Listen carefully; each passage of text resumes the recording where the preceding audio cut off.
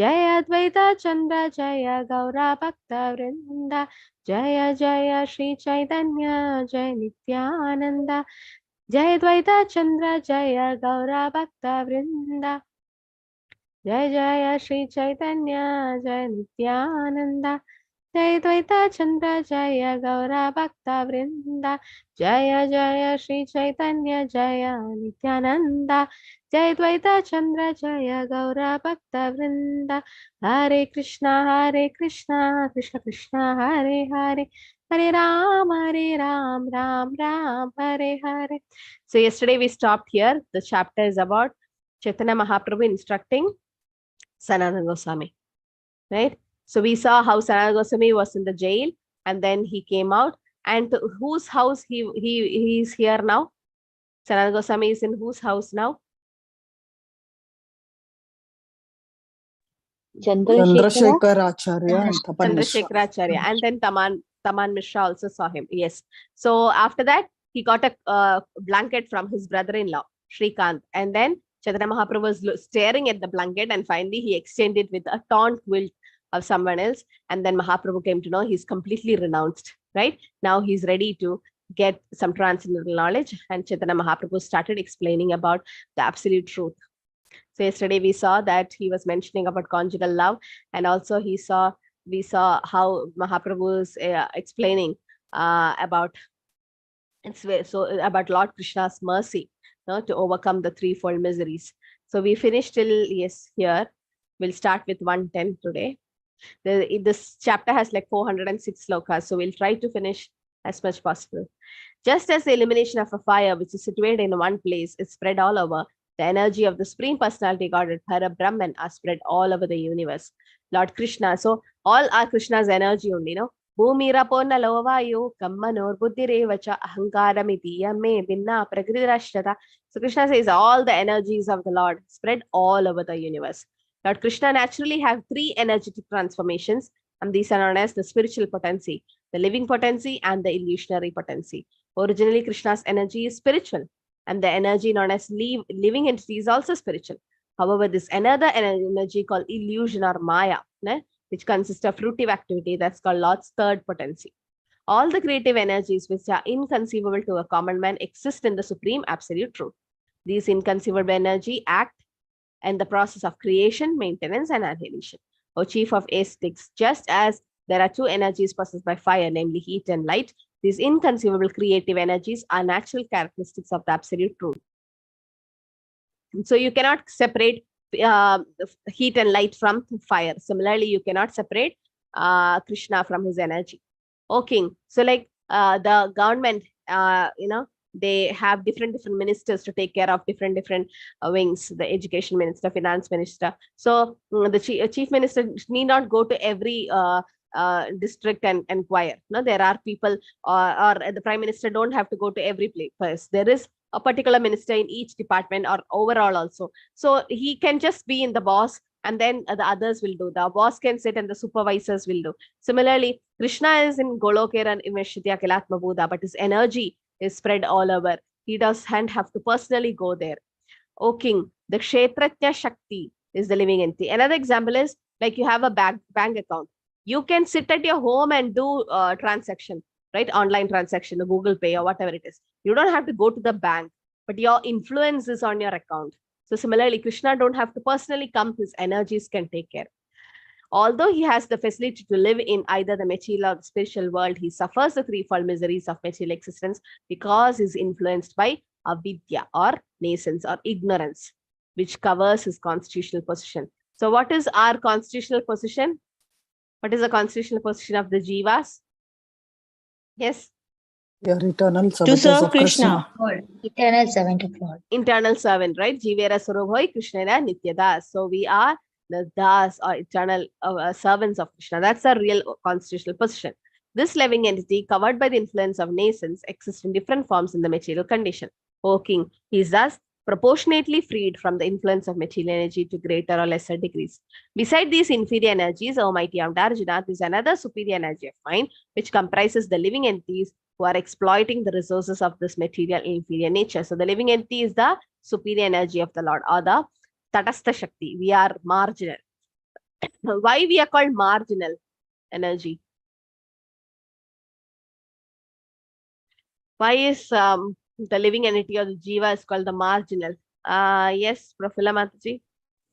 Because always there is chance, Mataji, for us to fall this side or that side. Yeah, so this called, like, example is the ocean. So ocean has a sandy part and also the watery part, and there is a land also on the other side. So the ocean have a lot of water, the land is always dry, but this middle part, the sandy part, sometimes at night or high tide time or the heavy rain, it might get covered with water. Sometimes it is dry. No, most of the time you can see that the shore of the beach where you walk, so that can be either inside water or outside, like a land. So like that. So we, as marginal energy, we can either go to the external energy of the Lord, that's Mahamaya, not doing devotional service, or we can do devotional service and come to the internal potency of the Lord. That's why we call Tatastha Shakti. Forgetting Krishna, the living entity is attracted by the external feature of from time immemorial. Therefore, the illusionary energy Maya gives him all kind of miseries. So why we are suffering? Because we are forgetting Krishna. It's a very nice sloka. Krishna buli si jeev anadhi bahirmukha ateva maya tare deya samsara dukha. Krishna buli say jeev anadi bahirmukha. That because forgetting Krishna, the jiva is being attracted by the external features. So because of that, Maya will capture. Krishna buliya jeev bhogavanja kare pashatiya maya tare japatiya tare. Krishna buliya, forgetting Krishna, jeev bhogavanja kare. The jivatma is doing bhogavanja or sense gratification. That's the problem. That Maya will capture us. In the material condition, the living entity is sometimes raised to the higher planetary system and material prosperity, but sometimes drowned in the hellish situation. The state is exactly like that of criminal, whom a king punishes by submerging him in water, then raising him again from the water. This is a nice example quoted here. Like there was a king who punished the criminals. How do he punishes? He take a big tub of water and he pushes the criminal's head inside the water. So they can't breathe. So they'll be suffocating. And then when they were about to leave the breath, he just takes him out and he takes just a deep breath. And again he pushes him. And again he'll be struggling. He can't breathe. Again he takes him out. So this is how going to heavenly planets. You're suffering in this material world and you go to heavenly planets just for a moment. Shine punya martyalogam vishanti. Again, you'll fall down to this material world. Again, you suffer. Birth, death, old age, disease, adhyatmik, adibhavdik, adidevi, kleshas. And then again, you go to heavenly planets. Just for a moment. And once the punya is over, again come back. So this is how a nice example given is a criminal, a king punishes by submerging in water and taking out. Again, submerging in. So what is the use? No, you should be completely out of water. You should not go to the water again, come out and go and come out. So what is the use of going to heavenly higher planetary system? Again, you have to come down, right? Once the punya is over.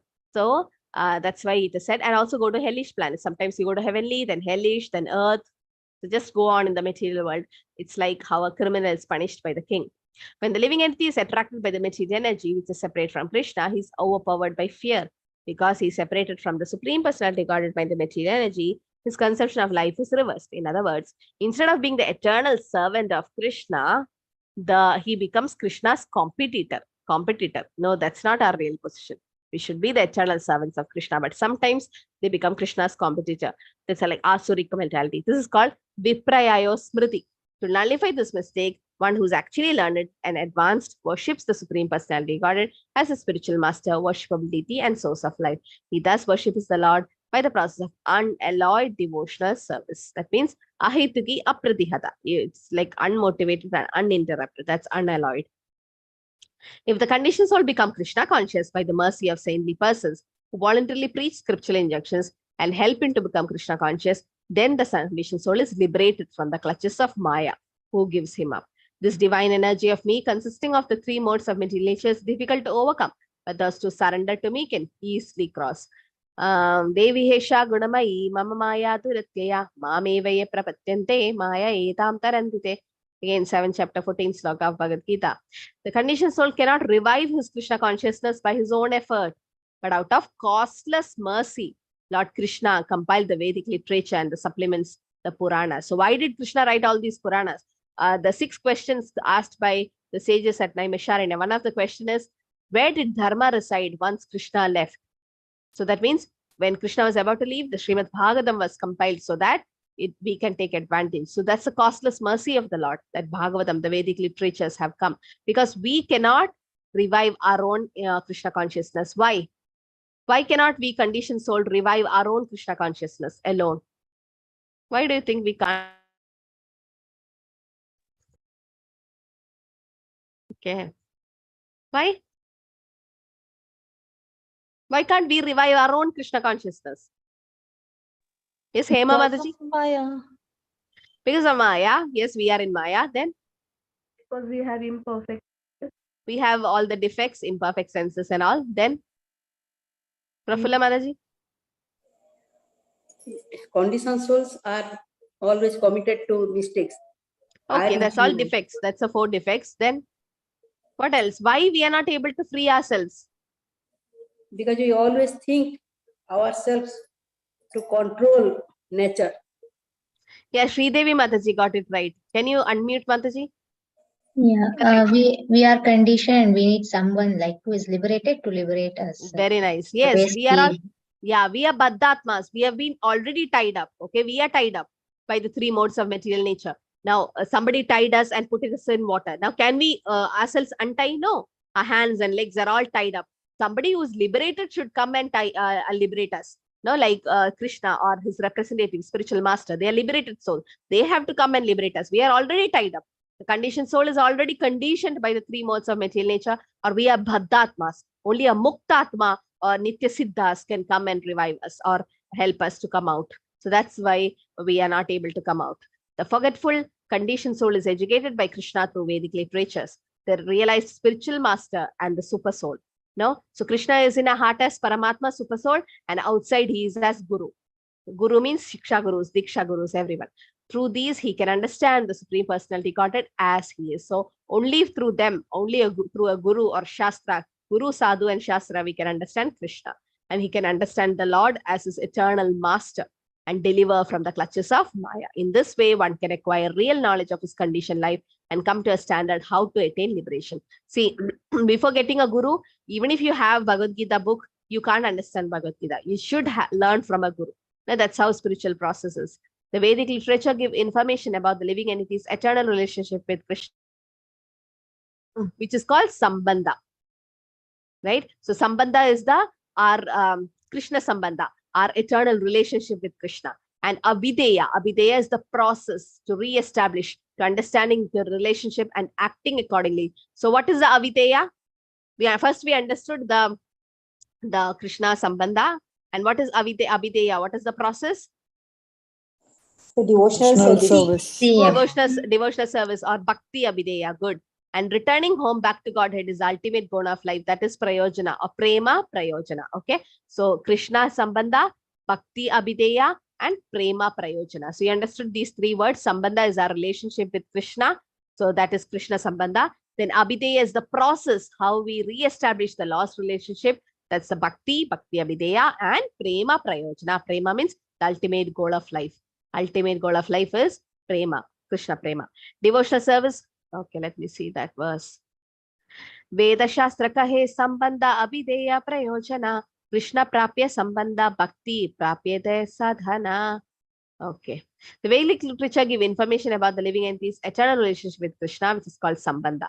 Okay, this we finish. Devotional service or sense activity for satisfaction of Lord is called Abhideya. So Abhideya is what? The devotional service or Bhakti, because it can develop one's original love for Godhead, which is the goal of life. So the goal of life is love of Godhead.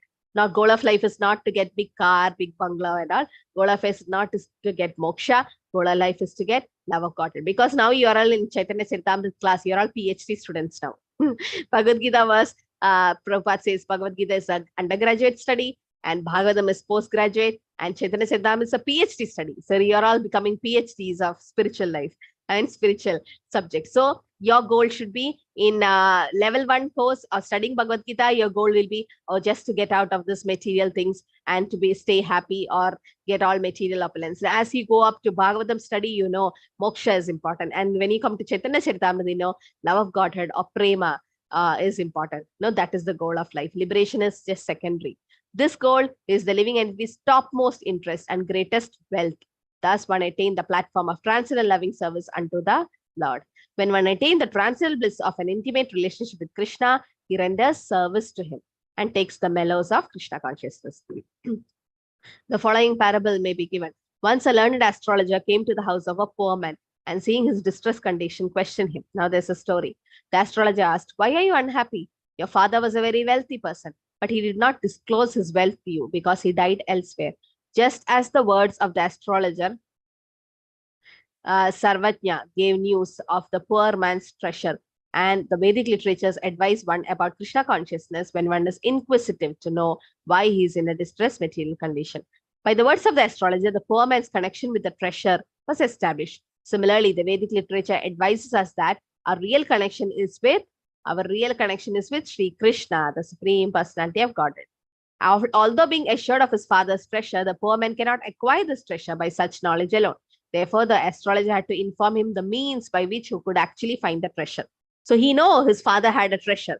There's a sambandha. He had a relation with the treasure. Now he should know the process to find out the treasure.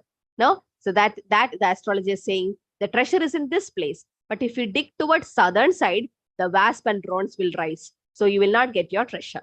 If you dig on the western side, there is ghost who will create such a disturbance that your hands will not even touch the treasure.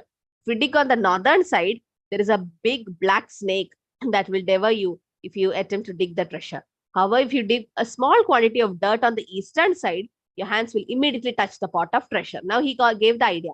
Don't go to the north, east, west. Go to the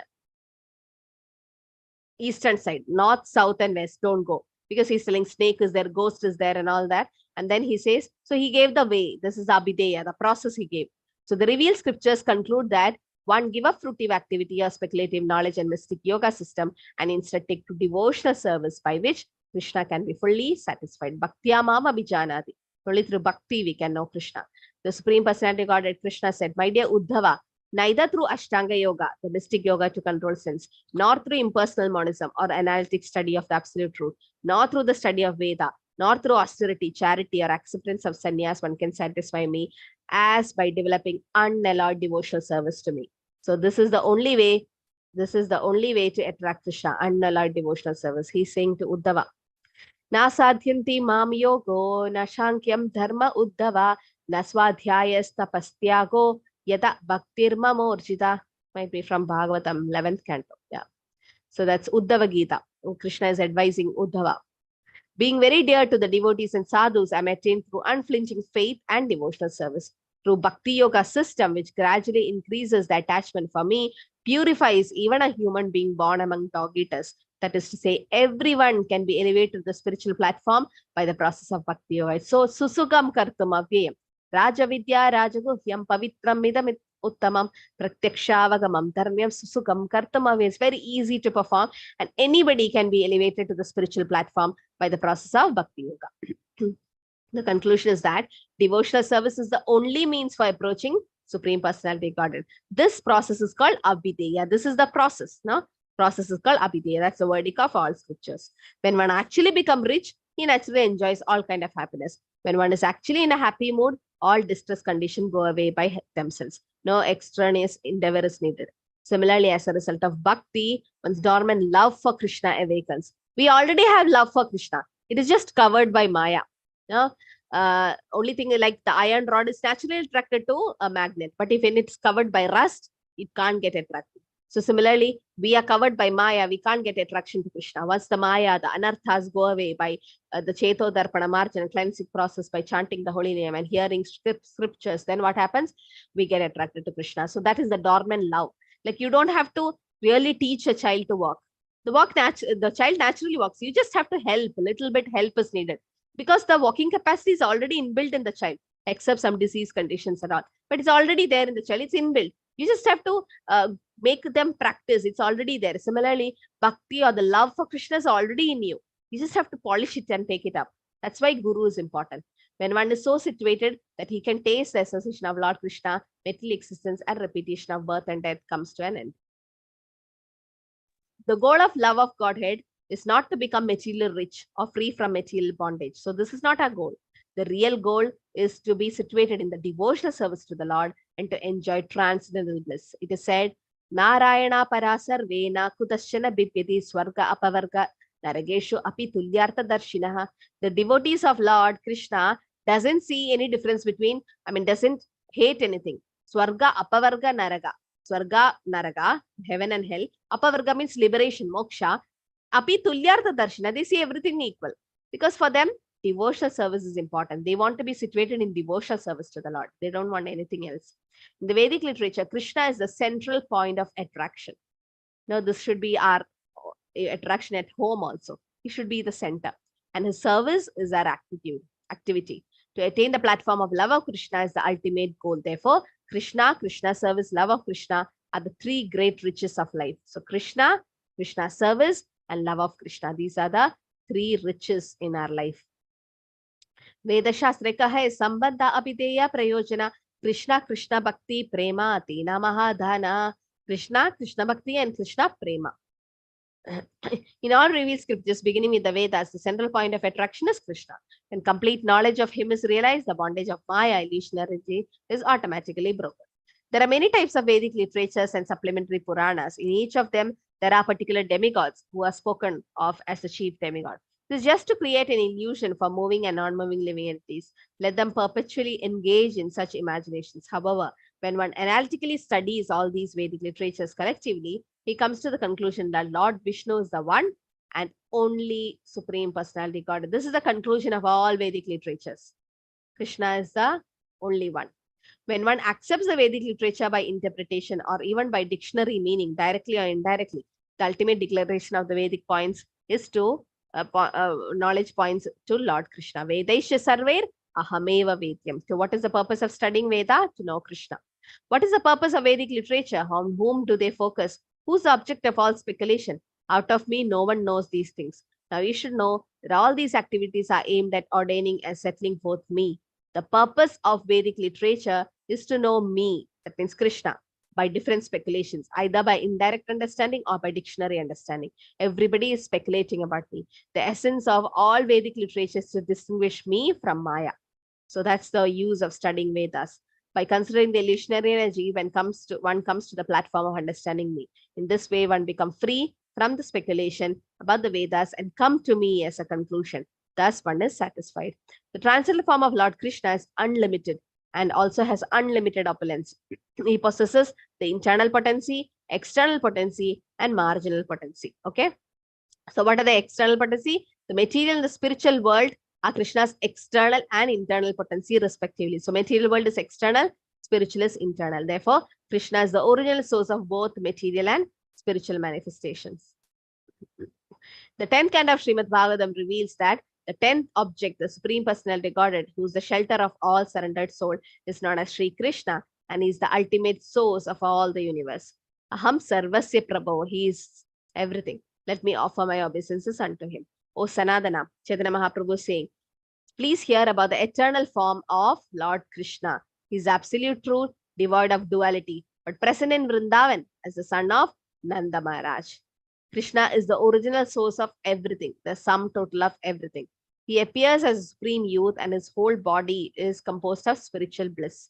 He is the shelter of everything and master of everything. So how do we say, when Krishna's body is spiritual, how do we say Krishna's heart is in Puri? What are they talking about? Ishvara Parama Krishna Satchidananda Vigraha. Krishna is Satchit Ananda. How is Krishna keeping his heart in this material world and just going somewhere? And what are they saying? You all believe it? I mean, can someone give me an explanation? Because it's been sensational in the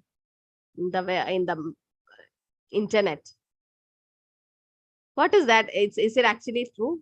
I mean, what do you think? Krishna is Satchidananda, he's transcendental. No, his body is transcendental. When Krishna appears, he appears in the transcendental body. When he goes back in the transcendental body. He's Achyuta. He never changes his body. He's transcendental, right? So how can someone who's transcendental, there's no difference between Krishna's body and soul. So someone is Satchidananda, eternal or transcendental, above the three modes. How can, yes, Hema Mataji, what is your explanation? When we love someone, then we give heart to that. So that is the place where the devotees, they come due to the Krishna Prema. So that's the heart of the Krishna is there at the Puri. But heart will be in Vrindavan also, in Dwaraka also, in Mathura also. What about that places? Huh? It should be everywhere, na? But at Vrindavan also, he's there. I used to visit Vrindavanam- Vrindavan many times because Vrindavanam parityajya padam ekam na gacchati. Krishna says, I never take a footstep outside Vrindavan. He's always in Vrindavan. Gologera nivishiti akiladma bhuta. He's always in Vrindavan. He never takes a step outside Vrindavan. He's there everywhere. He is there in the Gologa Vrindavan. He's there in Dwaraka. When Narad Muni went to Dwaraka to 16,108 palaces, Krishna was there in all the palaces. Krishna was with Satyabhama, with Jambavati, with Rukmini. Every palace Krishna was there. So what is this? Krishna is in a heart as Paramatma. Hare He's Krishna omniscient, Mataji, it Mataji. is said that Krishna is divided, as at the same time he is undivided. So maybe because of that quality, he is present achieved it. everywhere also and still one. Yes. That is the inconceivable Achintya Shakti of the Lord. Yes. What Shobhamali Mataji, what do you want to add? Like he's omnipresent, omnipotent, Mataji. He's here also, he's there also. Yeah. He's in So the that's what. material world as well as in a material world. Yes. He's So that's always what. Good. That's what Ishopanishad Sloka 5 says. Like he's far, he's near, he is walking, not walking, or he is close. You know, all this. He's inside, outside. So Krishna is inconceivable, as Mataji said. Yes, omnipresent, and he's there everywhere. We can't. So how can you say Krishna is only in this place, or Krishna's heart is only in this place? No, Krishna is everywhere. Krishna is there. Andandarasta chara paramanu chayandarastam. He's there in an atom. He's there in everyone's heart as Paramatma. 84 lakh species. Even if there is a worm in the stool, Krishna is still there as Paramatma in that worm. Just imagine Krishna's costless mercy. He's there everywhere. No? So how can you say Krishna is only in one place? Krishna doesn't belong to one person. Krishna belongs to everyone. Right? And he's everywhere. Krishna is the original source of everything and summer of total of everything. So it's just, all this people say so many things, and we should not fall for it. You are Krishna conscious person, you are following Prabhupada's books, you should be strong in your philosophy. Nobody should fool you. People may not listen to you, or you don't try to put an argument there, but you yourself get convinced Krishna is Satchidananda, transcendent. When he appears as it is. When he disappears or goes back to his eternal kingdom, still he is there. The leelas are happening. We are not able to see. That's it. Krishna's leela is Nava Yavvanam. It's always happening. Pure devotees can see. Srila Prabhupada could see. No, Gosamis, when they went to Vrindavan, they could see Krishna leela happening everywhere.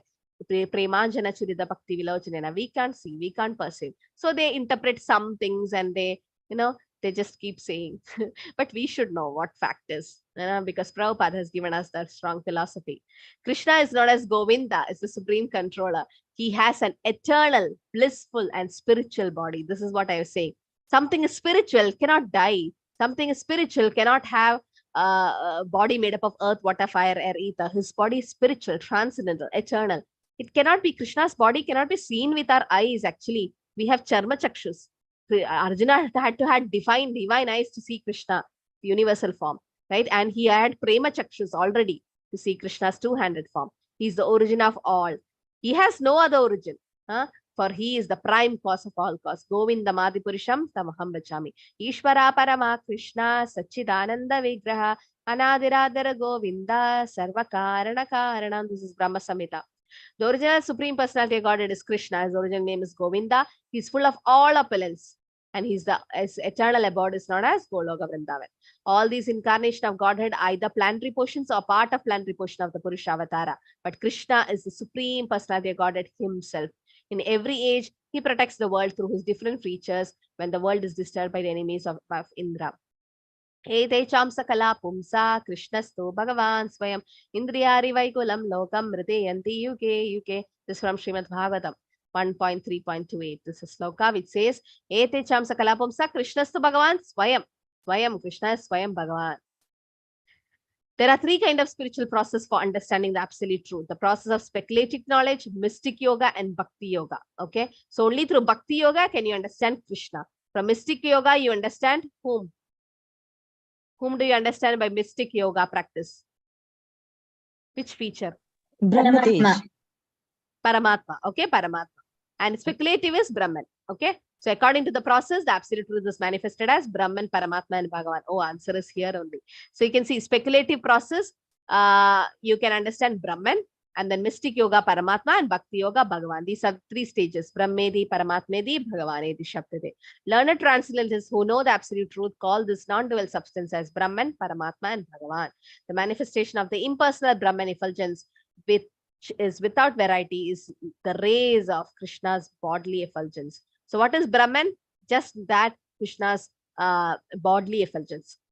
Sometimes you go to the meditative center and meditation and they say, see the light coming, that is God. Light is God. But they don't know behind that light, there's an energy. Like the sunlight is coming, there is a sun. You put the light, there is light coming, there is a source behind it, right? Energy and the energetic. So the energy is coming. That means the effulgence is coming. Somebody should be there behind it. No, that's Krishna. The effulgence is coming. We think, oh, that is God. No, that the rays of Krishna's bodily effulgence. It's exactly like the sun. When the sun is seen by ordinary eyes, it appears to consist simply of effulgence. I worship Govinda, premier Lord, who is endowed with great power. The glowing effulgence of his transcendental form is the impersonal Brahman, which is absolute, complete, and unlimited, and which displays the varieties of countless planets and with the different appearances in millions and billions of universe. The Paramatma, the supersoul feature, is the plenary portion of the Supreme Personality Godhead, whose original soul of all living entities. Krishna is the source of Paramatma. So, Krishna is in a heart as Paramatma, but in which form? Chaturbhuja form. Chaturbhuja form. Which Vishnu is that? Kshirodakshaya Vishnu. Good. Kshirodakshaya Vishnu is in a heart as Paramatma. You should know Krishna to be the original soul of all Atmas, living entities. For the benefit of the whole universe, he has, out of his costless mercy, appeared as an ordinary human being. He has done this by the strength of his own internal potency. Okay, he comes as an ordinary person out of his costless mercy, but still he is Sachidananda. But what need is there, Arjuna, for all this detailed knowledge? With a single fragment of myself, I provide and support this entire universe. Ekam Shena Sito Jagat. Only by devotional activities can one understand the transcendental form of the Lord, which is perfect in all respect. All his form is one.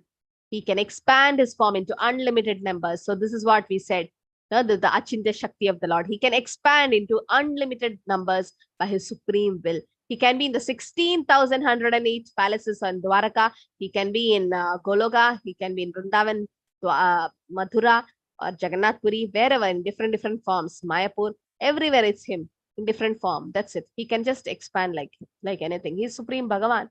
The Supreme Personality of Godhead exists in 3 principal forms: Swayam Rupa, Tadekatma Rupa, and Avesh Rupa. The original form of Krishna, that is Swayam Rupa, is exhibited in 2 forms, that is Swayam Rupa and Swayam Prakasha. These are all given in your Goloka chart to the side. You can see how Balram and all the expansion comes. In his original form, Swayam Rupa, Krishna is observed as the cowherd boy of Vrindavan. This is the real form of Krishna. Aradhya Bhagavan Vrajeshataniya Thaddhama Vrindavanam. So Vrajeshataniya, the Krishna in Vrindavan, is the original 200 form, or the Shyam Sundar form of the Lord. In his original form, Krishna manifests himself in 2 features, Prabha and Vaibhava. He expands in his original form into many, as he did during the Rasa Leela dance. When the Lord married 16,100 wives at Dwaraka, he expanded himself in many forms. This is what I was saying. This is what Narad Muni saw. 16,108 expansion Krishna could do. You understood from where you got these numbers, 16 rounds, 108. Many ask, why 16 rounds? Why 108? Now all these. Now it makes to 16 times 108. We are chanting every day. And this is supposed to be Krishna's phone number. When you dial this, it goes there. He expanded himself into many forms. These expansion and the expansions at Rasa dance are called Prabhava Prakash, according to the direction of the revealed scriptures. The Prabhava Prakasha expansion of Lord Krishna are not like the expansion of the sage Saubari. Who is Saubari Rishi? Had they been so, Narad would not have been astonished to see them. Saubari. Yes, who was that? Yes, Mataji. He was meditating under water. Yeah. Mataji, Yes. Yes, correct. Then? And he saw fishes copulating with the.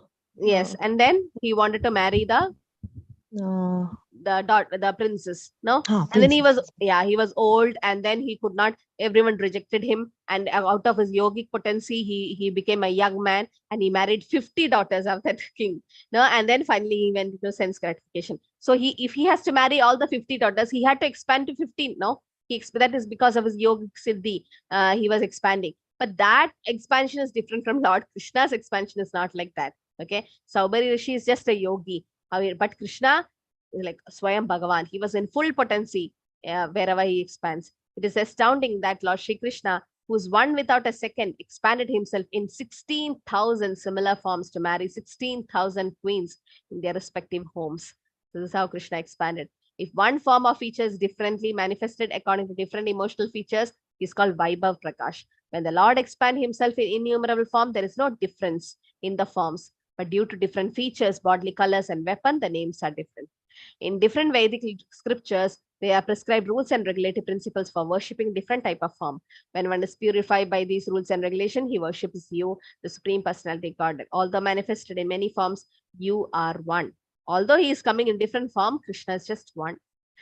Because you can see the moon is one, or the sun is moon. It gets reflected in different way. If in the river, you can see the moon. In the pond, you can see. In the well, you can see. Take a small pot of water, you see the moon reflection is there. So you can see different moon. It look different, but then they are one.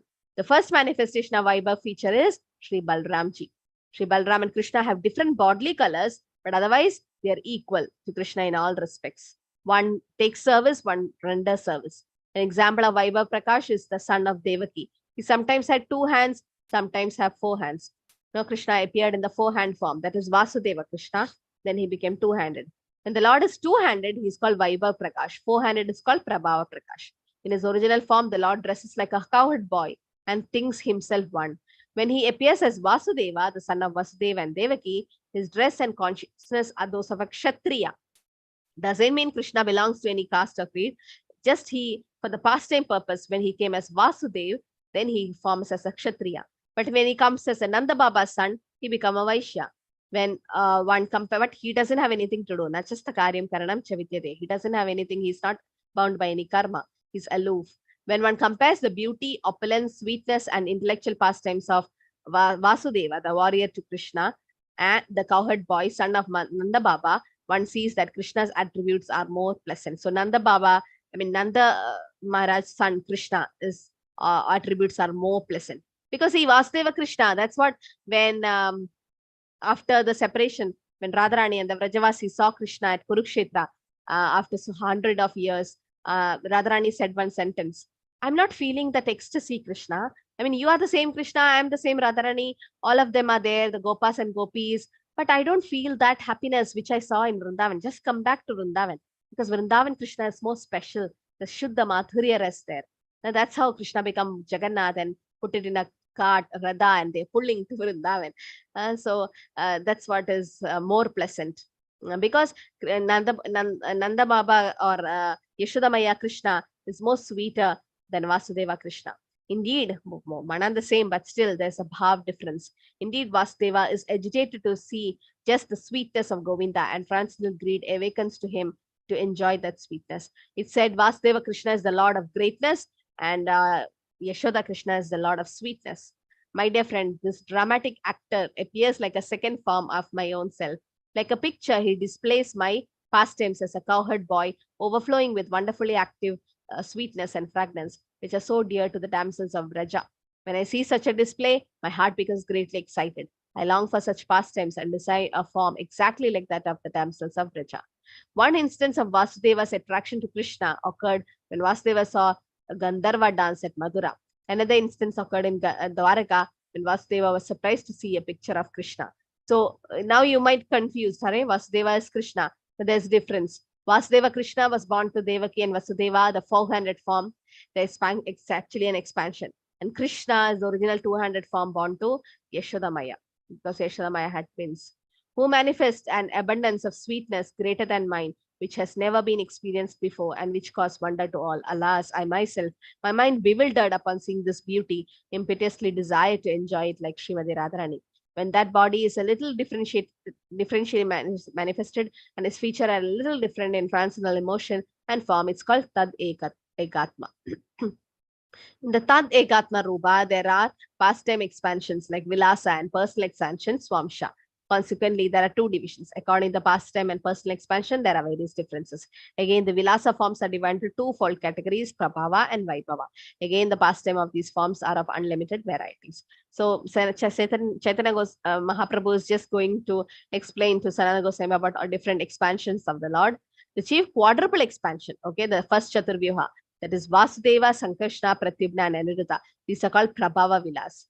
Balrama, who has the same original form as Krishna, is himself a cowherd boy in Vrindavan, and he also considers himself as a member of Kshatriya race in Dwaraka.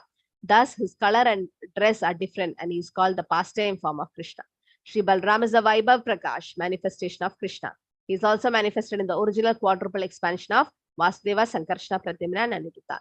These are the Prabhava Vilasa expansion with different emotions. The first expansion of Chaturvyuha, quadruple forms, is unique. There is nothing to compare with them. These quadruple forms are the source of unlimited quadruple forms. These four Prabhava pastime forms of Lord Krishna reside eternally in Dwaraka and Mathura. The difference between these four forms is that they just how they hold the weapons in different forms. That's it. From the original quadruple expansion, 24 forms are manifested. They differ according to the placement of the weapon. I told you, in the four hands. This is called Vaibhav Vilas. So the 24 forms are there. Pradyumna, Aniruddha, Vasudeva, Sankarshna, all that. Based on Shankha, Chakra, Gada, Padma, how they hold different according to the placement of the weapon in their four hands, their name changes. Lord Krishna again expands, and within the Paravyoma, the spiritual sky, he is situated in fullness as the four-handed Narayan, accompanied by the expansion of the original quadruple form. Thus, the original quadruple form again manifests themselves in a second set of quadruple. This is the second Chaturvyuha. The residence of the second quadruple expansion covers the four direction. Again, this quadruple form extends 3 times, beginning with Keshava. That's the fulfillment of the pastime form. Out of the Chaturvyuha, there are 3 expansions of each and every form, and they are namely differentially according to the position of the weapons. Vasudeva expansion are Keshava, Narayana, and Madhava. The expansion of Sankarshna are Govinda, Vishnu, and Madhusudana. This Govinda is different from the original Govinda, for he is not the son of Maharaj Nanda. That's expansion. The expansion of Pratyumna are Trivikrama, Vaman, and Sridhara. The expansion of Aniruddha are Rishikesha, Padmanabha, Damodara. So you understood? All these are the names where we put tilak on different parts of our body. So these are the different expansions of the Lord. We chant mantra and put tilak. These 12 are the predominating deities of the 12 months. Keshava is the predominating deity of Agrahanya, and Narayana is the predominant deity of Pausha. So that's why we put Keshava on the forehead. And then all other names comes in the 12 parts of our body. The predominating deity of the month of Magha is Madhava, and predominant deity of the month of Falguna is Govinda. Vishnu is the predominant deity of Chaitra, and Madhusudana is predominant deity of Vaishaka. In the month of Jyeshta, the predominating deity is Trivikrama. In Ashada, the deity is Vamana, and Shravana, the deity is Sridhara, and in Bhadra, the deity is Rishikesha. In the month of Ashwina, the predominant deity is Padmanabha, and in Kartik, it's Damodar. This Damodara is different from Radha Damodara, the son of Nanda Maharaj in Vrindavan. When putting the 12 tilak marks, that's what I said, when putting the 12 tilak marks on the 12 places of the body, one has to chant the mantra consisting of these 12 Vishnu names. After daily worship, one anoints the different part of the body with water, and these names should be chanted as one touches each part of the body. So those who are getting ready for Diksha, going for shelter, you should all start putting tilak in 12. We just put in forehead and neck. It's not enough. We're supposed to put all over the 12 parts of our body. In fact, 13, one more around above behind the head. From Vasudeva, Sankarshna, Pratyumna, and Aniruddha, there are 8 additional pastime expansions. Oh, Sanadana, please hear me as I mention their names. The 8 pastime expansions are Purushottama, Achyuta, Nasimha, Janardana, Hari, Krishna, Dokshita, and Ubendra. Of these 8 expansions, the 2 are pastime forms of Vasudeva. Their names are Adokshita, Purushottama, the 2 pastime forms of Sankarshna, and Ubendra, and Achyuta. The pastime forms of Pratyumna are Narsimha and Janardana, and pastime form of Aniruddha are Hari and Krishna. All these 24 forms constitute the chief Prabhava Vilasa pastime form of the Lord. They are named differently according to the position of the weapons in their hands. Of all these, the forms that differ in dress and features are distinguished as Vaibhav Vilas. I think we can stop here. 208. We started from 108. We'll stop here because so much is there. There are 406. Before that, I'll just, those who know, good.